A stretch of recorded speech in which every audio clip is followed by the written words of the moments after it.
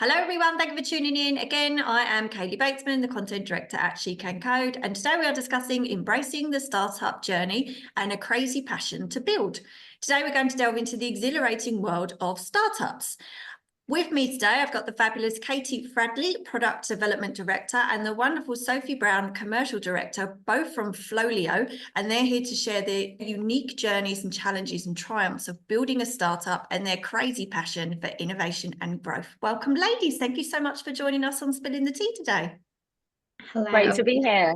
Yeah, we're so excited to be here. I know you're both really busy ladies, and thank you for coming on and sharing your story with our community. Our ladies are going to absolutely love hearing all about your journeys and working at a startup and your crazy passion for building. So let's kick off with a bit of background, if that's okay, a bit of context about both of you. Katie, should we start with you? A little bit about you, how you got into tech and how you ended up at Flowlio. Sure. So I'm not from a tech background originally. I did biology at university. And I quickly realized in my final year that I did not like being in the lab 7 days a week. So I decided after graduating that I needed to do something else. I followed what I enjoyed and I enjoyed projects. And my first role was actually in a pharmaceutical company and I was doing project management. And they asked me to start on a project that was involved in designing and developing a complaints handling system for a customer service team. So I got involved in this, my first IT project, and I absolutely loved it. And from there on forth, I knew that I wanted to be in tech projects, and the rest is history. So honestly, it's probably my best advice for anyone who actually doesn't know what they want to do is to follow what they enjoy, and you will end up in the right place. Yes, I love that. I love that you didn't start in tech, that you fell into tech, which a lot of ladies say that they fall into tech. I fell into tech, and so most of our community. And also that you went into something that is not highly technical, which is wonderful as well, and that people can come into tech and have great careers. Our community love to hear that all the time. 100%. Yeah, you can learn along the way. I'm still learning today. You can learn from other people, and I think other people appreciate if you're interested and ask questions. And each year you'll learn more and more and more. Yes, yes. And I'm assuming as well when you went into project management that it's more about communication and soft skills rather than coding and that, everything that you think comes with a career in tech, that misconception that tech is techy. Definitely. I think there's a taboo around tech that you need to know all, the ins and outs of computers and technology. Absolutely not. You can go in with those soft skills and develop from there. And I said, you learn without even realizing, and you pick up all these acronyms, and before you know it, you're in these technical meetings and you're understanding what people are saying. Yes, which sounds quite daunting. So for yourself, what is your background? How did you end up at Flowlio? Did you have a similar career route? What happened? Slightly different. So I dropped out of university after 3 months and I was a fresh teenager going into the working world. I didn't really know what I wanted to do. My dad always worked for himself. I always looked up to him, and he was a wheeler dealer, and I was like, right, I can go and sell something. I was like, whatever it is, I can go and do it. And I got a job in a tech company. I was up against other grads, but they picked me, I think, just because I was so blooming tenacious and passionate about it. And I basically said, I'll go in there and beat all the boys on the sales team, which I kind of did actually. But I was the youngest there, and I was also the only woman. So it was a heavily male-dominated industry. I did that for a few years, and I got headhunted for a job in Manchester. So I moved up to the Northwest, incredible for tech opportunities. I've worked at some really interesting, I'd say, tech companies in the Northwest. I took a short hiatus from that. This is very kind of left wing, but I went on a television show called Married at First Sight for a short period of time, and then I got straight back into my tech career. So it brought me to here, Flowlio, which we've been building the business for the last year and a half, and I came on board about 9 months ago. But super passionate to be here, and it's been a bit of a journey. But tech is so interesting, and I've learned so much over the years I've been in technology through commercial roles, partnership roles, strategic roles, everything really. I love that. Another lady that fell into tech, but also that you went to university and thought, you know what, this isn't for me. And that is also lovely to hear, because so many young people nowadays think, I have to go to university, I have to have that degree. And actually, if it's not working for you, there are lots of different ways to get in. And your thought was just, I'm going to beat all the sales boys at this company and I'm just going to do well anyway. So why not? Yeah, exactly that. There are a lot of young people that have to make that decision. Should I go to university or not go to university? And I suppose there are ups and downs for everything, and the subjects you pick, and also the experiences along the way. But yeah, so interesting to hear that you just thought, this isn't for me and I'm going to go for a career in tech instead, and still have been very successful with a change of route into the tech industry anyway, which is what our ladies love to hear. You don't have a traditional route in. You don't have to take a computer science degree either and feel like that's your only way into the tech sector. You just went in with tenacity and was like, I'm just going to beat everybody. Why not? So you covered a little bit about your motivation, how you both fell into the tech industry, and how you got started. Can you tell me a little bit about what inspired you both to join Flowlio and contribute to its growth? Was there something about that company that just kind of, you looked at it and thought, I just really want to be a part of that story? Well, it's an interesting question, because I was originally part of One Consulting, which CEO Steve owned, and I was brought into the company in project management, but also on the side, he had this idea in his head of creating Flowlio. At the time, obviously, it wasn't called Flowlio. And because I'd done all these projects on working on systems, developing systems, of course, I said yes, 100%. And we then spent one day a week, which wasn't a lot of time really, mapping out the process of the system and how it would all join together. So I guess I was there from the beginning, and I want to be there till the end. So yeah, I love it, and I want to see it grow. So when Sophie joined, it got even better. Sophie is my colleague, but also she's my friend now. We're friends outside of work, and I think that makes such a good partnership as well. Like when I go to work, it's not just about growing the product, it's growing our internal relationships as well. Yeah. And as a team, you become so loyal to each other as well, where you think, you know what, I just really want this to work, not just because of the company, but because of the team around me, and the fact that you have those relationships. 100%. I think we hold each other up day in, day out. Yeah. And Sophie, yourself, why did you want to join Flowlio? What was it about it that you thought, I really want to be part of that and contribute to its growth? Yeah, well, I mean, it's so exciting to think about, because as Katie said, it wasn't Flowlio when I was involved, and obviously it was being developed and the software was being developed, but we didn't have a name. So since I came on board, we literally were like brainstorming names, doing the logo. Like we've literally done this from inception to where it is today. The name was hard, and wasn't it? So the name was so hard. We had many sessions because we didn't have an office before. We're now in an office space, but we used to sit in like a bar in Manchester. We used to work there all day, and we used to just hash it out. And we were trying to think of names and branding and taglines and all of this stuff. So it's so exciting to see it now. But my kind of the way I came into the business was Steve and I met at an event that I put on, a couple of years ago now. And it's kind of crazy how things come back around. I put this LinkedIn post out because I wanted to change up my career a bit. And I love LinkedIn. The power of LinkedIn is amazing. And I put this post out and I said, look, I'm kind of looking for this. I'm not quite sure, something flexible. It blew up and it got over 100,000 impressions, and it went really far. And I got some incredible people come back and offer me these, amazing full-time roles and stuff. But I had a chat with Steve and something just clicked. And I'm so pleased because it's like that catalyst moment where you're like, I made that decision at that point and it brought me to here. So it's been a journey, but we've literally done everything from the start to where we are now to build it to what it is. Yeah.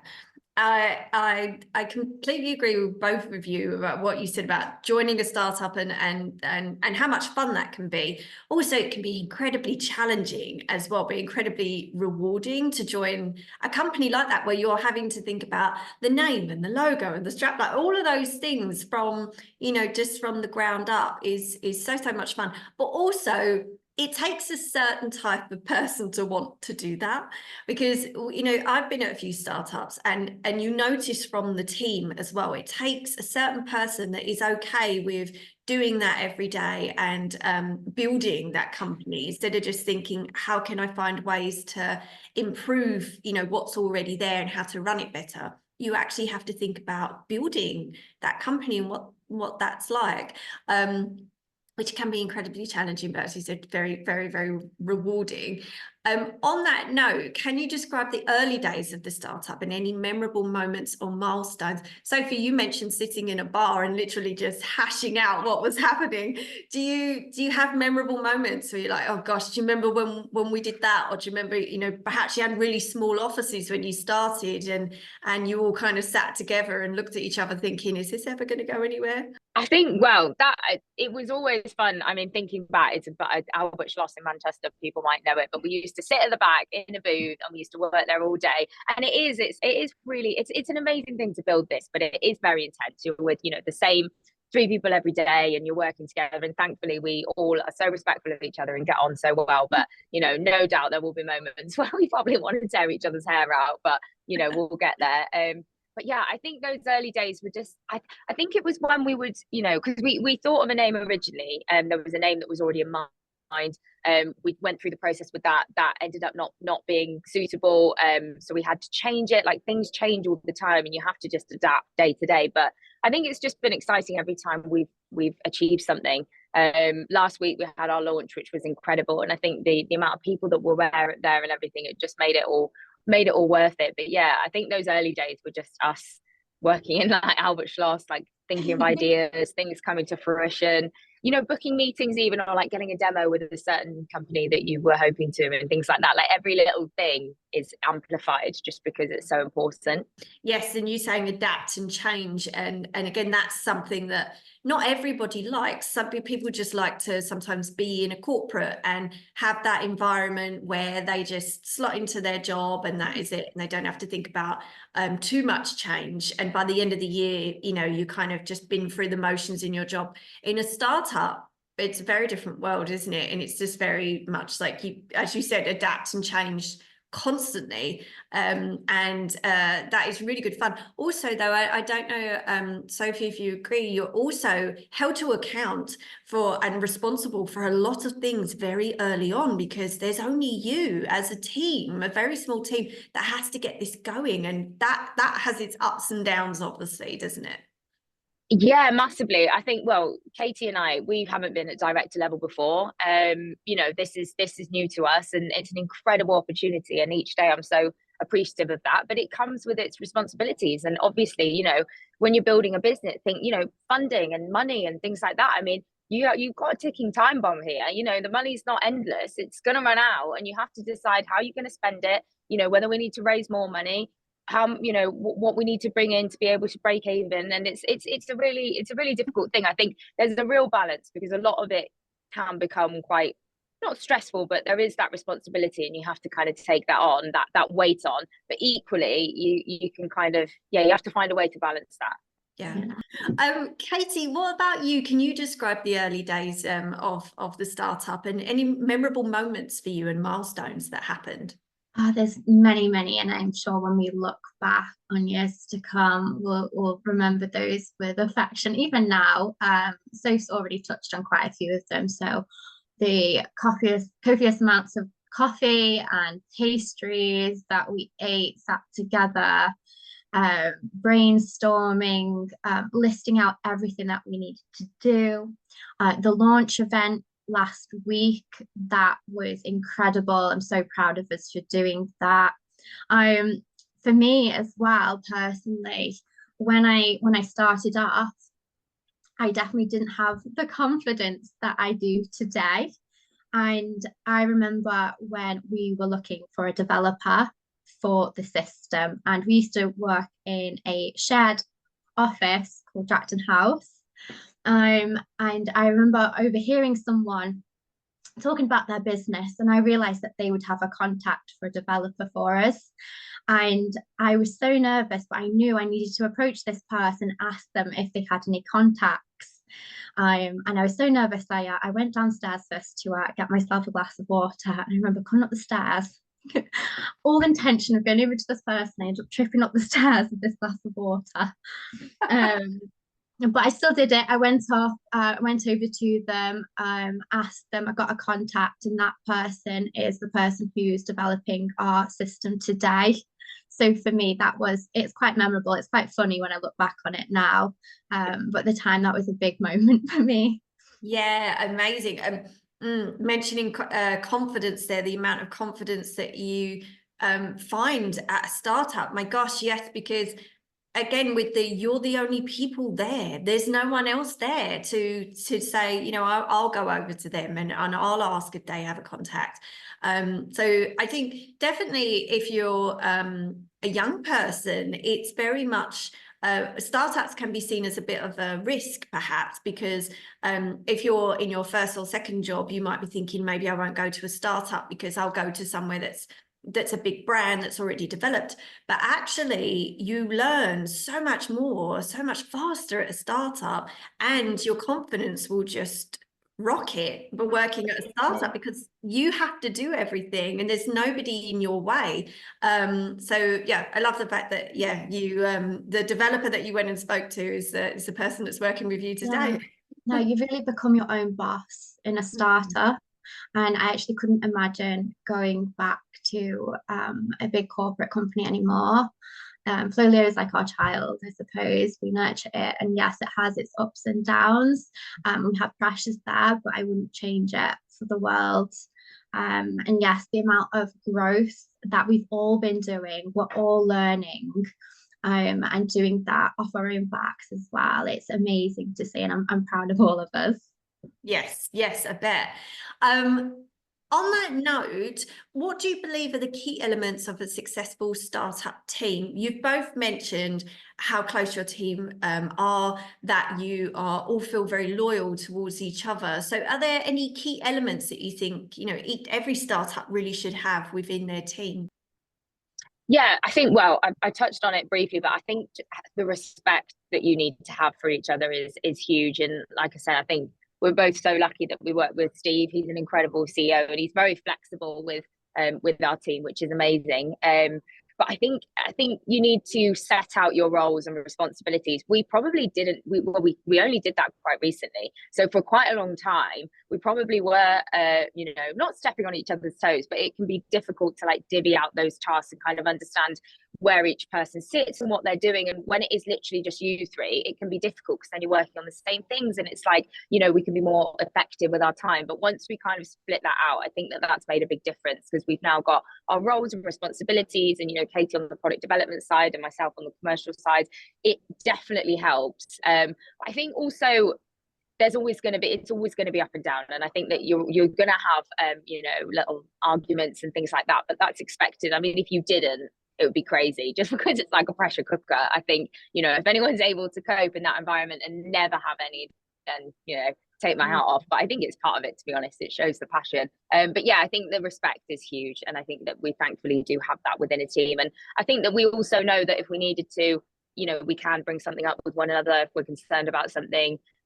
We also make decisions as a team, which is incredible. And again, massively appreciative of our CEO. He doesn't go and just do something and tell us he's done it. He'll bring it to us and say, what do you guys think about this? Which I love. Yes, instead of having that whiplash feeling of, oh my gosh, everything changed. The CEO changed everything and didn't tell us. Yes, I love the fact that you frame that as respect, because you're absolutely right, especially when you're on a small team. That can really make or break a team when you have challenges that come up, where you have to have those awkward conversations, because you have that moment where somebody on your team will throw you under the bus. And you think everybody makes mistakes, like everybody, if something got missed, you don't have to throw each other under the bus. You just have to pull together and work together and just get closer. and figure out how to come out on the other side of that.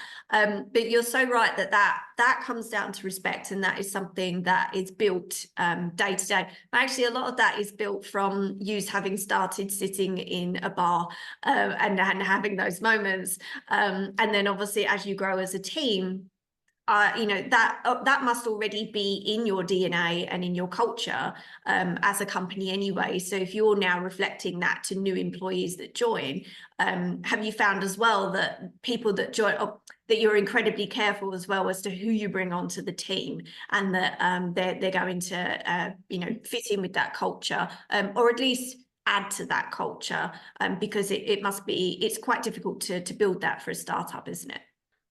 I think you mentioned before you have to have a certain type of person in a startup, and 100%, I think the right people need to be on the team. So you need to be disciplined, you need to have motivation, because it's down to you at the end of the day to drive that forward. You're your own boss, and you're going to wear quite a few different hats.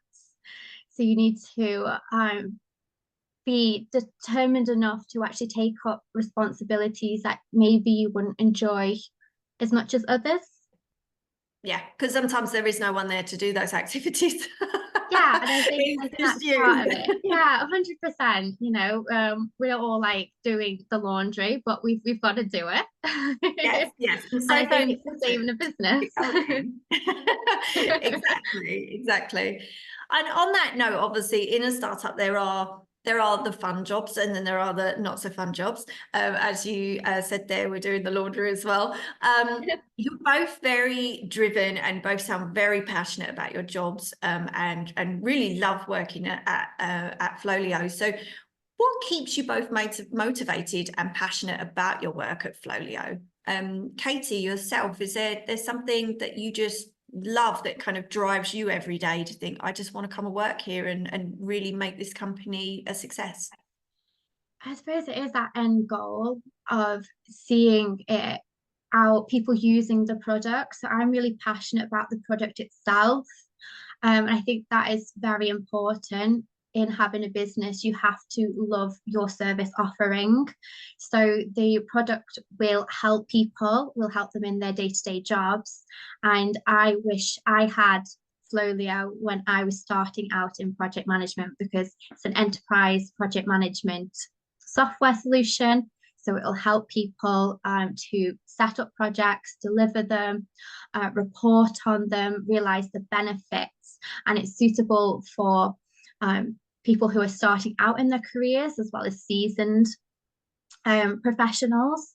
So it keeps me motivated knowing that when we provide this offering, it's going to help people, it's going to change the workplace. Yes, I couldn't agree more. And we've had a few ladies on here say that they love working in tech because they make an impact in people's lives, which is, again, it's something that's like the best kept secret in tech, that, you know, you just think you're going to come in and you're going to work on your own and you're going to work in a basement and you're going to write lines of code and that's it. And actually you help people day to day and you make an impact. And that is why most people want to join the tech industry. If you're a people person, honestly, the tech industry is fantastic for you. Yes, definitely. So for yourself, what keeps you motivated and passionate about your work at Flowlio? The impact that we make is huge. But I think me personally, like ever since I dropped out of uni, I had a point to prove. People were like, "What are you doing?" So I'm, you know, obviously I'm more commercially minded, so I am massively competitive, and I just can't. I mean, I was going to say I can't fail, but everybody should fail.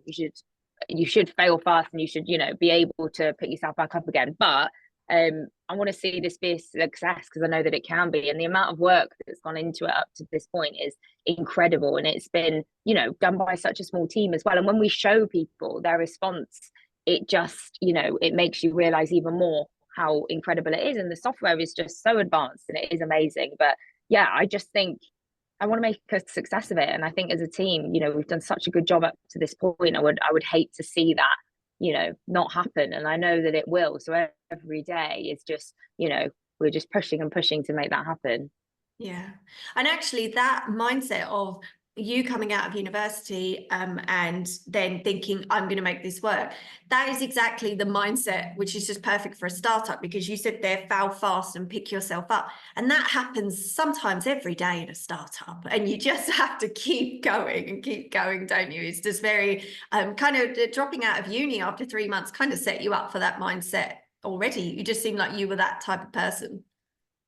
Yeah, I mean, if I can't hack uni for 3 months, then I need to go and do go and do something. So, thankfully it's worked out fine, but I knew it would. Like at the back of my mind, I think they always say if you make a decision or you make it, you have to be you're never going to be 100%. Even if you're 60, I think that 60 mark is like, right, well, I'm more than 50%, so go for it. Yeah. Yeah, definitely. And on that note of failing fast and picking yourself up, I wanted to ask you a little bit about the challenges, because startup world it does come with a lot of challenges along the way as well, which is the fun of it.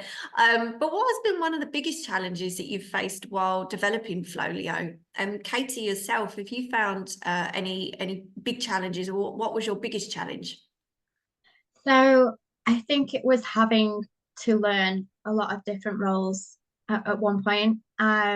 So obviously with us only being a small team, we wear a lot of different hats, and there were lots of different things I didn't know. And I'm one of these people who doesn't like to not know what I'm doing. So for me, that was a frustration, trying to learn as much as I could in a short period of time.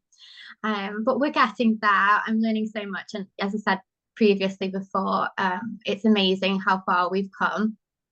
Yes, that must make you an incredibly loyal employee as well, where you just think, you know what, I learned so much here, and I've been given so much freedom to be able to try new things, even when you do feel uncomfortable thinking this isn't what I'm meant to be doing, or maybe I don't quite get it. I wouldn't join a company if there wasn't the opportunity to develop.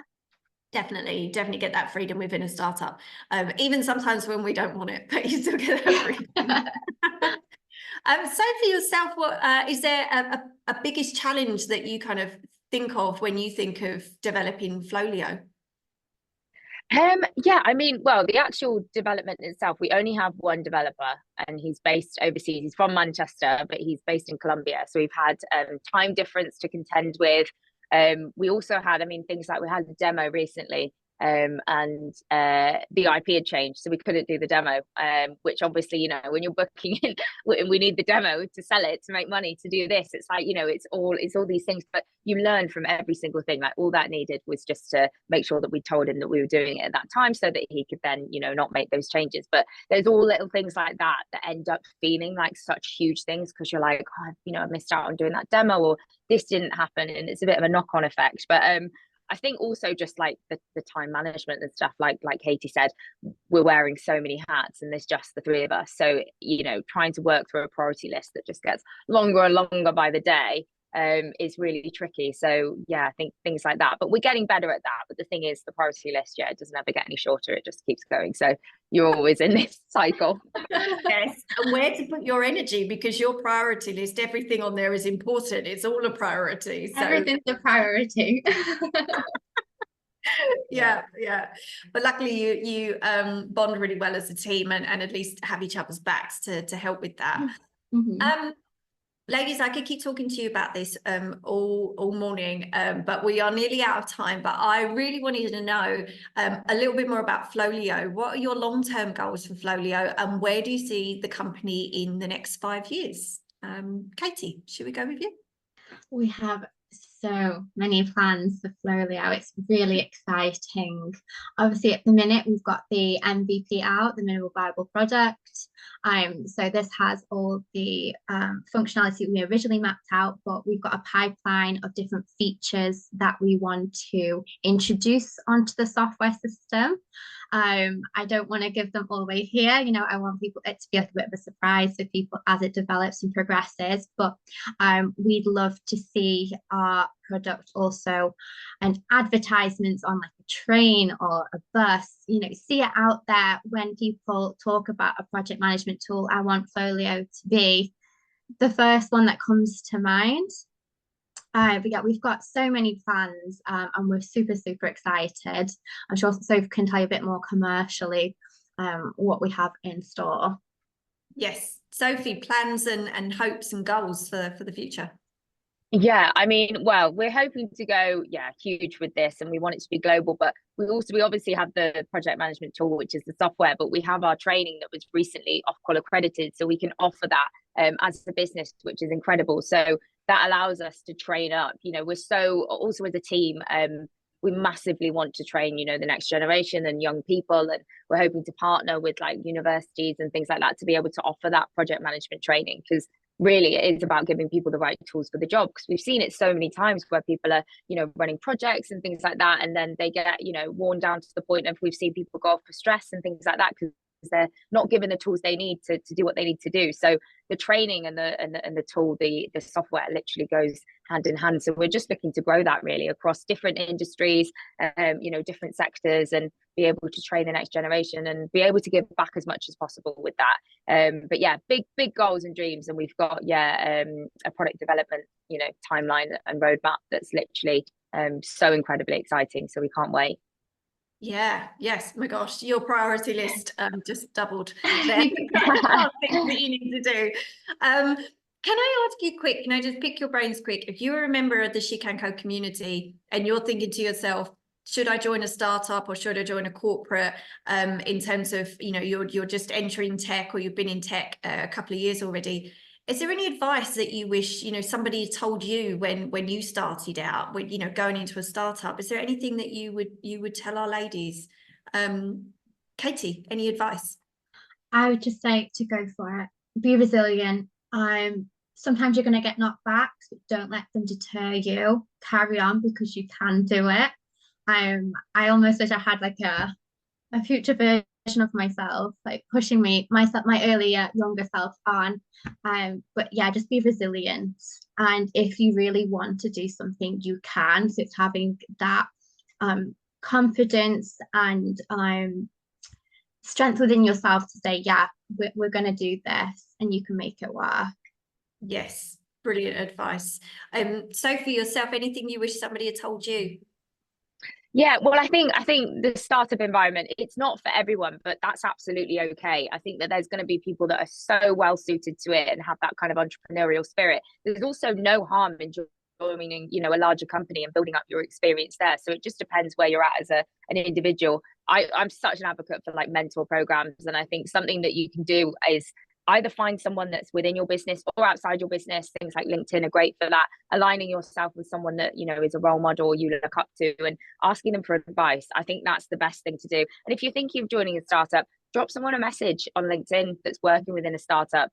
You know, Katie and I'm more than happy to reply to messages like that. But, you know, if you want advice or you want to hear more about it, go out and get that information. There is a wealth of information now that is at our fingertips that I did not have, you know, when I was 18 years old, that we do have now. You know, tap into it, harness it, and yeah, literally, like Katie said, you can do whatever, you know, you want to do. You're literally your own worst enemy. So go ahead and do it. What's the worst that's going to happen? True, very true. Yeah, and just reaching out to see. And you're right, I completely agree with, if you want to build up that experience, especially if it's your first job, and you want, you know, that well-known brand, for instance, on your CV, you know, go and learn what it's like just to be in the workplace. But I am an advocate for startups. I think they're a brilliant place to work. You learn so much so fast, and just to be mentally, to be a part of a story that grows and grows. By the end of the year, you just feel like you've achieved so much, whereas sometimes in a corporate, you don't always get that opportunity. So I couldn't agree more. Ladies, we're going to have you back on here to tell us all about Flowlio, not in the next 5 years. We will we'll have you back a little bit sooner than that. But thank you so much for coming on and sharing your journeys today. It's been an absolute pleasure chatting with you both. We've loved being here. Thank you. For everybody listening, as always, thank you so much for joining us, and we hope to see you again next time.